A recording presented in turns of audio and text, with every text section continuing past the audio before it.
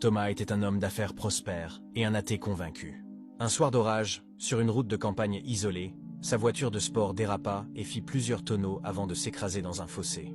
Thomas était gravement blessé, perdant beaucoup de sang, incapable de bouger. Soudain, une silhouette apparut sous la pluie battante. C'était Ahmed, un musulman qui rentrait de la dernière prière. Voyant la voiture fumante, Ahmed n'hésita pas une seconde. Il descendit dans le fossé boueux, au risque que la voiture n'explose.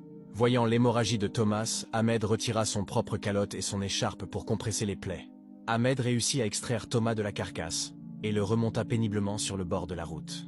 Il fit signe à la première voiture qui passait. La voiture s'arrêta. C'était Pierre, un chrétien fervent, avec une croix accrochée à son rétroviseur. Il vit un homme barbu, trempé, soutenant un inconnu ensanglanté. Ahmed cria « Mon frère, aidez-moi, cet homme va mourir !» Pierre ne posa aucune question.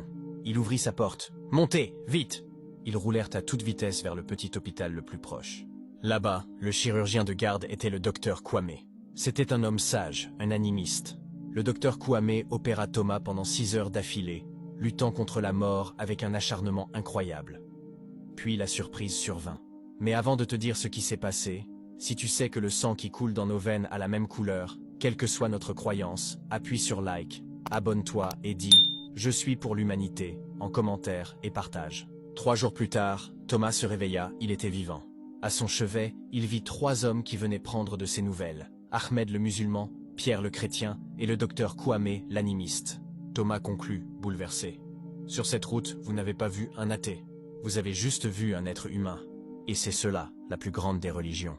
Ce jour-là, Thomas n'est peut-être pas devenu croyant, mais il est devenu humain. Il comprit que lorsque quelqu'un souffre, on ne demande pas son livre sacré. On demande où est la blessure.